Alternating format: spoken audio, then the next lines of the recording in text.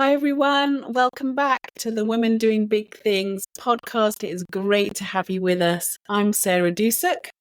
And I'm Mona de Vestel. Happy to be here with you all. And we are excited today to talk about a really big topic. This week, we're going to talk about resilience, because resilience is a topic that is like your backbone.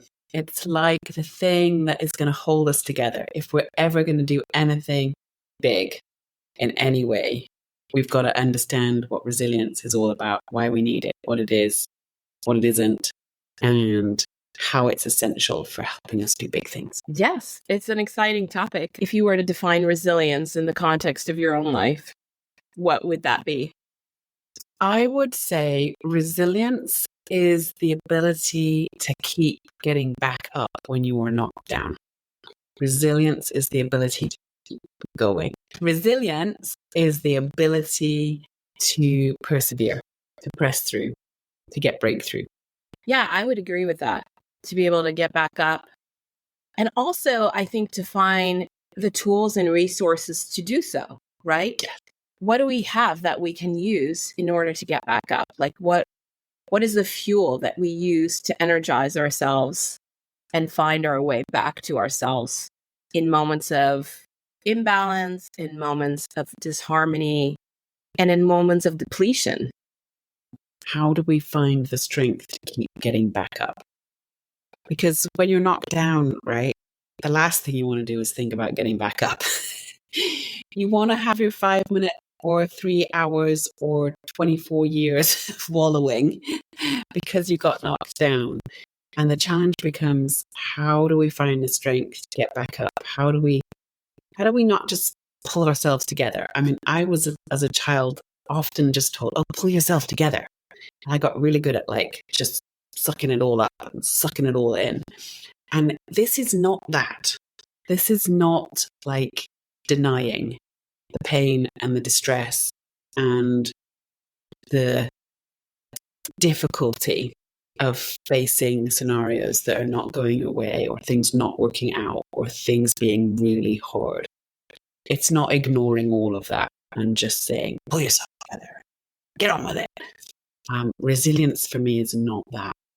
And so I think figuring out how you navigate the journey of getting back up after a big loss or a big miss or something not working out or just something being very hard is the whole essence of what we've got to get into today.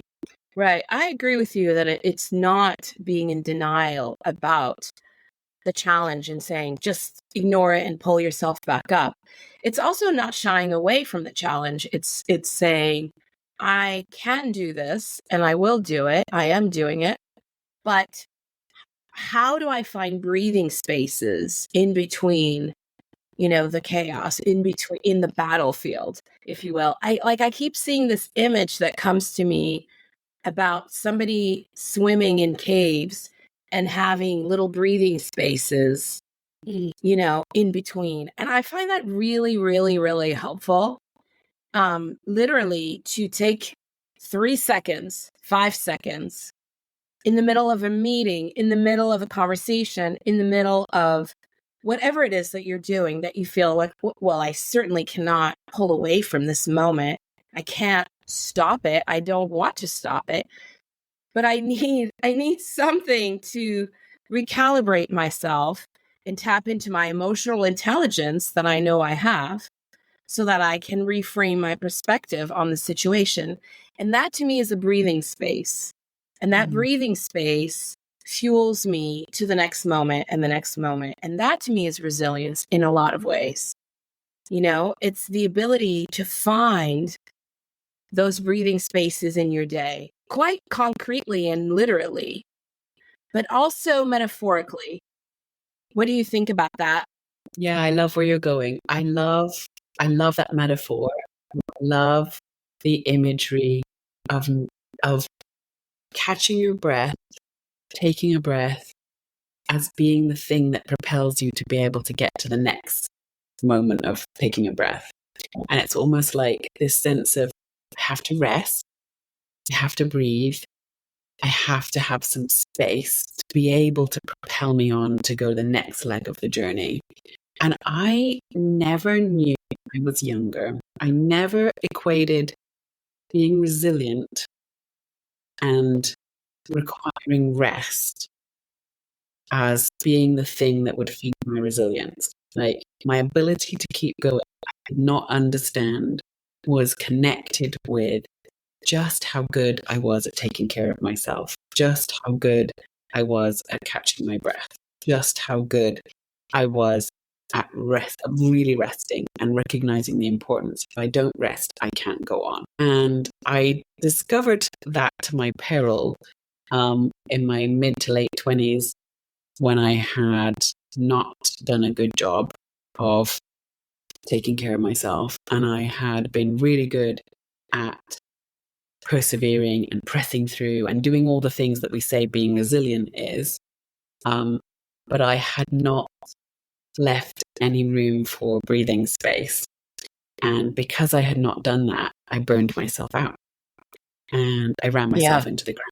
And because I'd been good at like pulling myself together without catching my breath and actually being kind to myself and being present to myself, I burned out. And for me, burnout is the opposite of resilience, right? I mean, it's what happens to you if you don't have enough resilience. And for me, burnout was entirely caused by lack of awareness to myself, lack of taking enough breath, lack of realizing I needed to take breaths. It was almost like I thought if I took one big breath at the beginning of the journey, I could navigate forever. And not realizing you can't.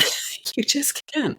You have to stop and refuel in order to be able to go on big journeys, go long distances. You have to have space. You have to have rest. You have to have breath. You have to have moment, quiet, and restorative time. And that is what fuels your ability to go on. It's what fuels your ability to get up. It's what fuels your ability to come back after a setback. And I think we don't value that enough. We undervalue the importance of just how critical it is to create space for ourselves. Yeah, absolutely. I agree with you. I mean, I think the power of rest is immense. And you said rest and breath and space. And I think space can be understood in a number of ways, which is, tapping into our internal space, the emotional intelligence that historically women have been accused of being, less than because we're such emotional creatures. But actually, if we reclaim that space and say, actually, it is our emotional intelligence that gives us our greatest power, then we can reclaim that space by taking space, micro spaces, micro internal spaces, and refueling ourselves in the course of our day or in the course of a week or a month by taking, it could be quite literal, like a walk or a swim or whatever it is. But also just like in the middle of something, anything of your day, of a meeting, taking that internal space and tapping into your emotional intelligence as a strategy. I find that extremely helpful for me. It's hugely helpful. And it is so easily forgotten. We just forget. We get so busy. And then we go, oh, well, I'm out of capacity. I'm out of my inner resources. They got depleted. And now it's so much harder to cope with difficult situations. It's so much harder to have the capacity to deal with whatever you've got to deal with. It's so much harder to push through. It's so much harder to do anything when we're depleted. And that's the magic, I think, of connecting the dots between resilience and creating capacity for resilience. It's like, how do I build my capacity? And to do that, I think we've got to rest. I think we've got to catch our breath. I think we've got to have moments where we allow ourselves to process all the things that are going on in our life. I knew in my younger years, I was especially bad at that. I didn't create enough space for processing. Big, hard things happen, and I would want to like pick myself up, dust myself off, and carry on without giving myself a moment to process anything. And I think by process, I mean just giving my head space to wrap my head around something, to giving my heart space to feel what I'm feeling about whatever it is that's happening, and giving my body a chance to do what it needs to do to recover from whatever it is that it has experienced. And I think those three elements, mind, heart, and body, it's that sense of what does my mind need? Do I need to talk? Do I need to meditate? Do I need to think? Do I need to journal? What do I need to do to process anything that I'm experiencing? What do I need to do to feel? And I know my therapist says to me all the time, could you just sit with that feeling for 5 minutes? And I'm like, I don't want to feel it. I don't want to feel that icky feeling that I'm feeling. But she says, you just sit with it. Like, notice it. Notice that you feel it. Notice that you feel sad. Notice that you're disappointed. Notice that you're angry. Notice that you're frustrated. Notice it and just be with it for just a hot 5 minutes. And let it pass, let it dissipate. Have capacity, have space for it. Don't try and shove it down. Just let it bubble up and let it be. And then my body, I'm probably the worst at listening to my body. Like, I want to push my physical limits all the time with what I can physically accomplish at any moment. And sometimes my body says, no, you're done. You're you're at your limit. You need rest. You need to stop. You need to listen to me. I'm just spent. And those three ideas help me with thinking about how do I create space for myself? How do I give myself capacity to process anything that's going on so that I have space to be an energy to rejuvenate myself, to pick myself back up and have resilience to keep going. So I guess what I'm realizing, even as I'm talking about this, is that I have discovered that resilience is not what I thought it was. Resilience is something quite different. It's like the idea of having the inner capacity to be able to get back up and do hard things, the ability to get up and carry on and press through difficulty or through challenge or through whatever. But what I'm realizing is that it's not perseverance. Resilience and perseverance are different things. Perseverance is you push, you push, you push, you push. You persevere, you persevere, you persevere. You keep going. It's the ability to keep going. Whereas resilience for me is an inner capacity. And so what we've been talking about is this idea of how do you create capacity within yourself to be resilient, to be able to withstand a difficult thing, to be able to have capacity for navigating hard times, difficult times, times that require you to persevere. How do you have the resilience to be able to persevere? Does that make sense to you, Mona? No, I really love that. I love the phrase that what you're using, the words inner capacity.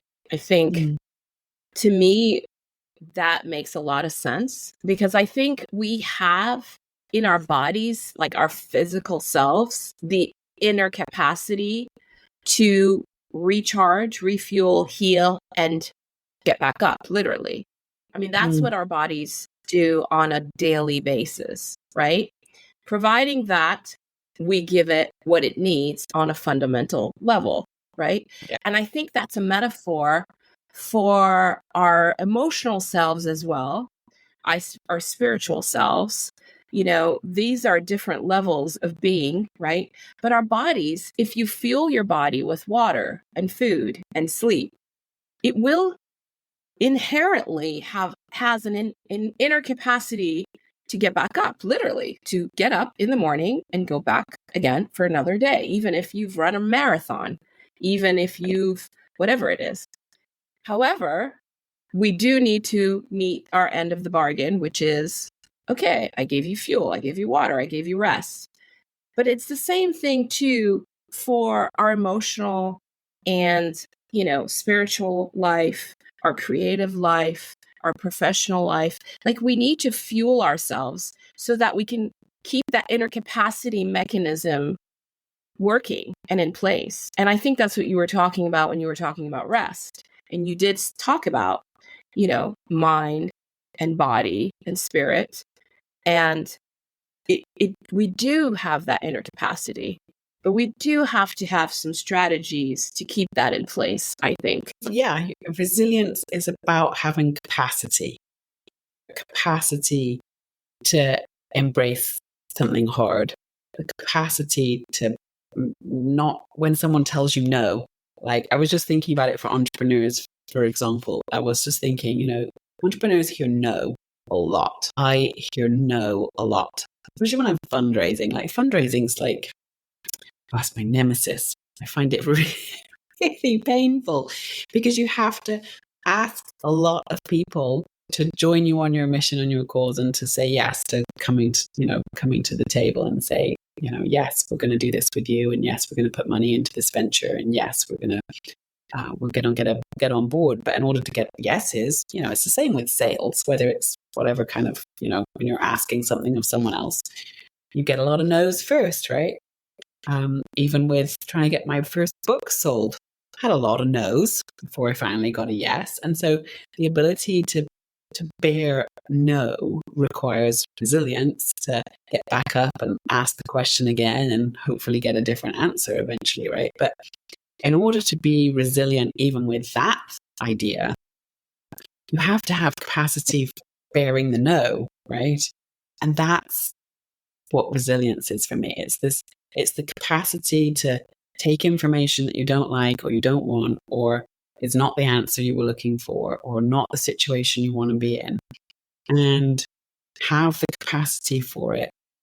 I think a good question to ask ourselves is, is resilience something that we can grow? Is it something that we can learn to do, to have, to build in our lives? And I think for me, yes. I think it's incremental. Resilience is incremental. It's in the victories in between, the many, many, many, like you said, no's in our lives, right?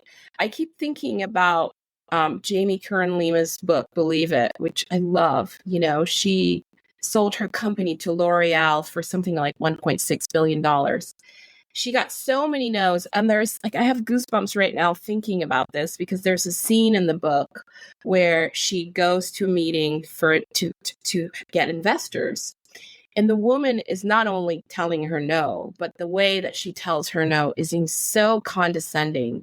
It's horrific. She's looks at her up and down and, just makes her feel like, please, you're less than, your product is less than. How can you think that you are going to be able to sell this? This is not for us. And she walks out of that building. She turns the corner and just props herself against the building and wails, like she wails. And I think that, her whole book is called Believe It. I think that kernel of believing, that little flicker of light, of faith, of, believing that, yes, you can do it. You got that no and that other no and that other no. But you know what? There was a yes over here and there was a victory over here. And victories sometimes are tiny. I try to remind myself of that.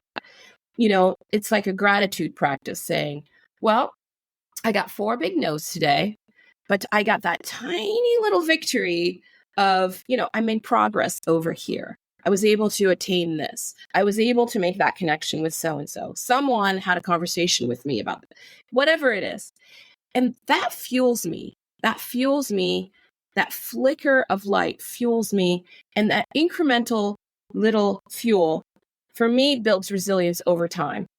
And then I sort of recharge and say, this was a big day of a lot of no's. But, I know that it can be good. I know that we're going to turn a corner. I've turned many corners. I don't know if that's how you operate, but that's what I do.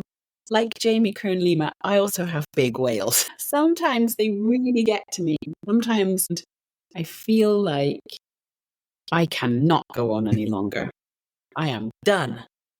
I am very dramatic. And so I frequently find myself going, oh, that's it. It's over. Can't do this anymore. This is too hard, too difficult. Nope, I'm done. And so sometimes when I'm at that place, I know, oh, my resilience is waning. Like I'm low. My resilience tank is empty. Like, like a scuba diver has a gas tank on their back. And when I'm starting to go, oh, I've had it, I know my resilience tank is like almost empty. But how do you pull yourself back from the ledge? Then I know, then I have to give myself space and time. Then I have to give myself room to breathe. Then I have to go fill that tank up. And I have to fill that tank up with things that make me feel alive. I know back at Christmas time last year, I'd received a massive no for a project that I'd been working on for about 2.5 years. And I was pretty sure I was at the end of the journey and I was going to pull this big thing off. And that we were right at the finish line. And all of a sudden, it fell apart. And we were definitely not at the finish line. And that hit me really hard. It was such a massive no. It was like a stab in the chest. I mean, I literally, like, it took my breath away. It was so hard. And I knew, at the time, this is going to take me a while. This is going to take me a while to pick myself back up from.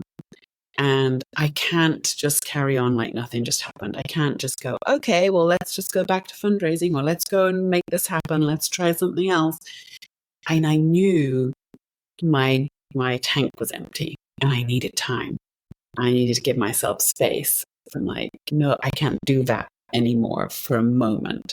Not that I'm never going to do it again. I'm not getting back up, but I have to give myself time and I have to fuel my tank up in a way that gives me capacity to go back out there again and put myself back out there again. Mm-hmm. Like you were saying in Jamie's example, getting rejected is really hard. If you're a robot and you don't feel anything, it's fine. No problem. But if you are a full-fledged feeling human being, and those of us who are trying to do hard things are going to be rejected, probably quite a lot. We're going to have people tell us, no, you can't do that. No. I mean, that's just part of life, trying to do hard things, right?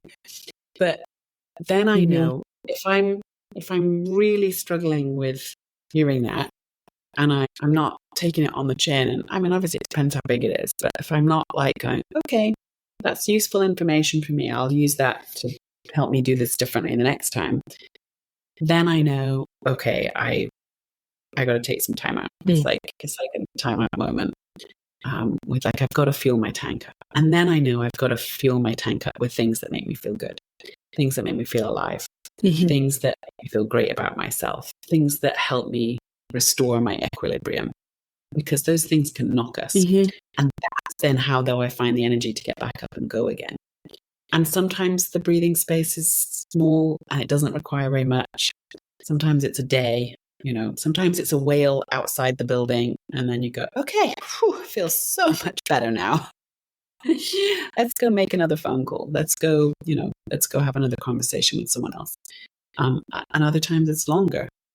But understanding I have to keep oxygen in that tank so I can breathe, so that I literally can keep going. It's a big piece of the puzzle. But I think you also have an ingredient like many successful entrepreneurs, which is, yes, you get back up because you take the rest and you take the breathing space, but you also have this incredible strength. And I think maybe that's the kernel of resilience, is not allowing the no to define you, so you don't like integrate that no into, well, I guess, I'm not meant for this. I guess I'm not good enough. Whatever the phrases are, you're like, it's devastating. I'm going to wail. I am feeling today right now like I'm done. I'm not going to get back up. This is a feeling. It's not a fact.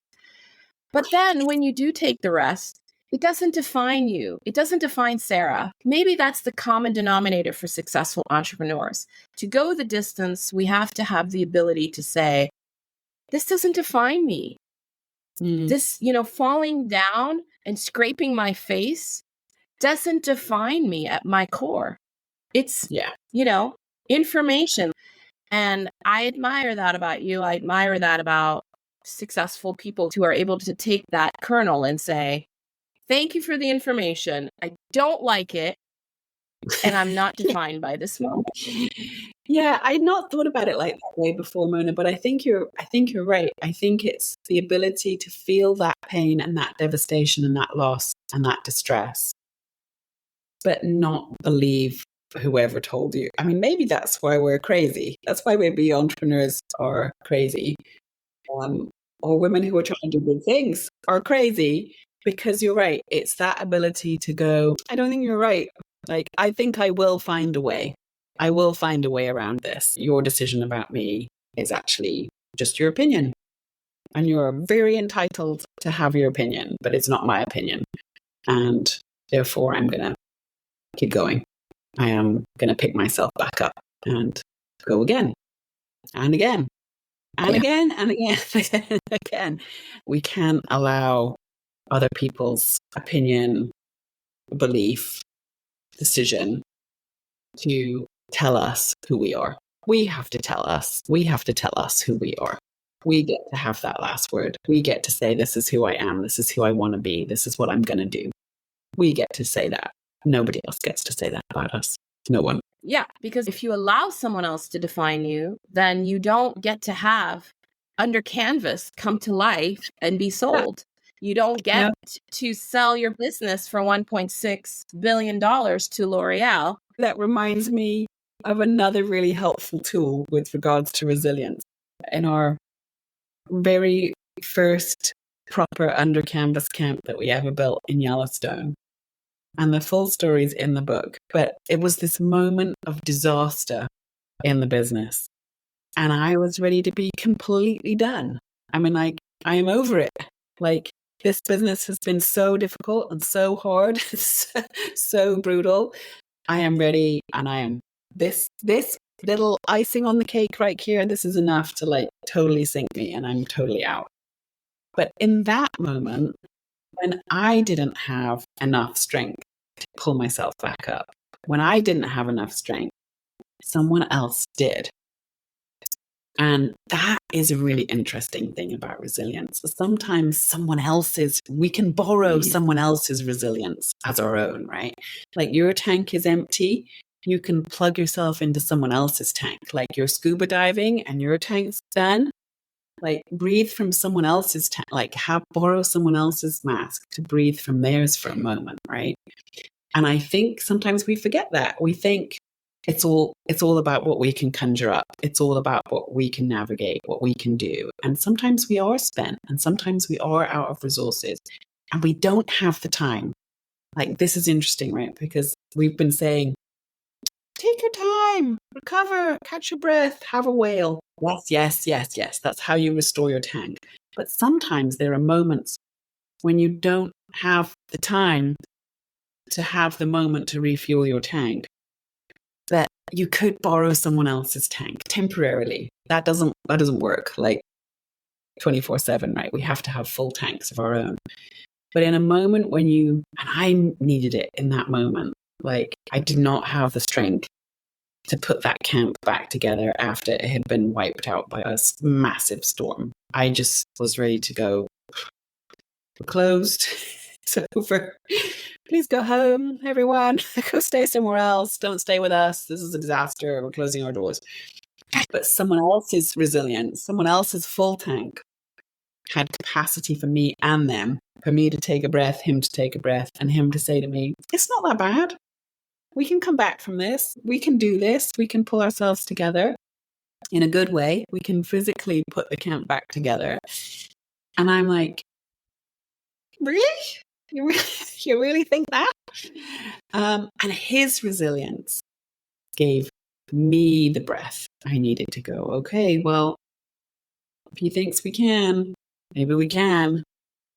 and I'll just, I'll restore myself off his energy for a while. And I think we can do that in certain circumstances. Jake and I do that all the time.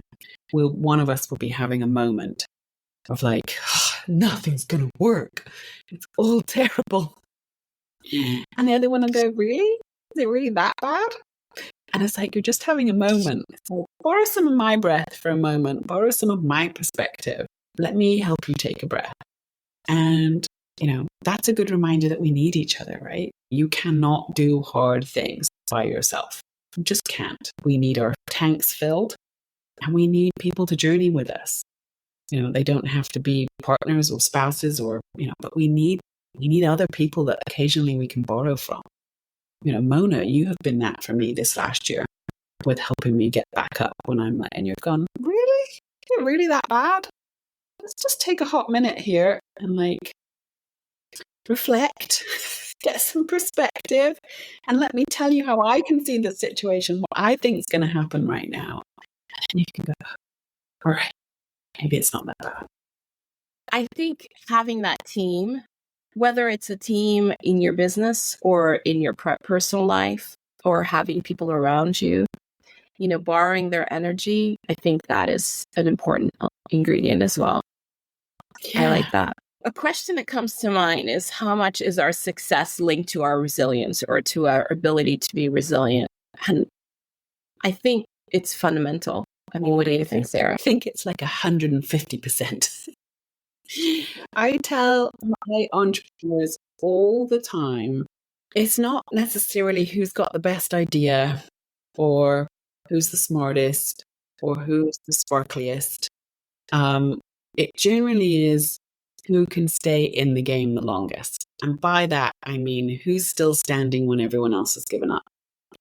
And I genuinely think if you stay in the game long enough, like if you keep throwing stuff at the wall, if you keep getting back up after you've been knocked down, eventually you're going to get to the top of the mountain because you've just been steady climbing,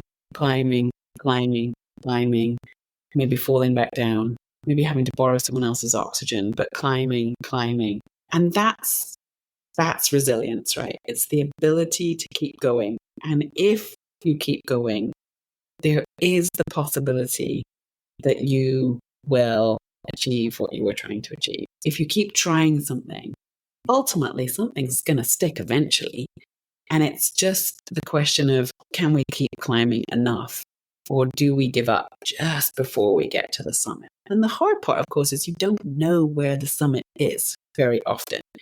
You often can't see the end of the mountain. And that's the hard part, I think. It's not necessarily the ability to keep going, but it's the ability to keep going long enough for breakthrough to come. And very often, people give up just before their moment, just before the breakthrough. And we give up for good reasons, right? We've run out of cash. We don't have enough capacity, or something happens to a spouse or a family member. I mean, there are always good reasons to quit, right?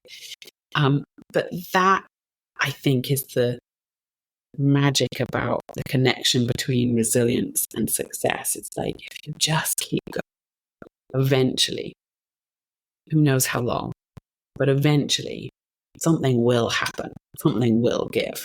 A breakthrough will happen of some kind. Maybe not the thing that you were thinking was going to happen, maybe something different, but something will happen ultimately. I think that is a really good reminder for all of us. And it makes me think about this story that I love in Nichiren Buddhism about the 11th day of the 12th day journey. And the idea is that the 11th night of the 12-day journey is when we are at our most vulnerable. That's when most people quit, when most people give up, when the moon is not out, you're in the forest, it's nighttime, you see nothing, you're lost, you're depleted, you're tired, and you think, you know what? I'm done. I'm not going to get to my destination. I can't get there. And actually, if you have the resilience to, find the strength in the courage and the energy and the fuel to stay one more night, you're right around the bend. The moon comes out and it's a new moon. So I think that is a really good reminder for, women who do big things, which is stay in the game. Stay in the game. Don't give up. Borrow someone else's oxygen when you're in a pinch and your tank's empty. Borrow someone else's resilience for a short period of time. But make sure you fuel your tank, because that's what's going to give you the capacity to get where you want to go ultimately. Absolutely. Thank you so much for joining us today, talking about resilience. And we'd love, love, love to hear your stories about how do you fuel yourselves? How do you find the breathing spaces? How do you nurture yourself to get back up, to stay in the game? And we really hope you'll join us again for another episode of our podcast. Thanks, everyone. We'll see you next time. See you next time. Bye.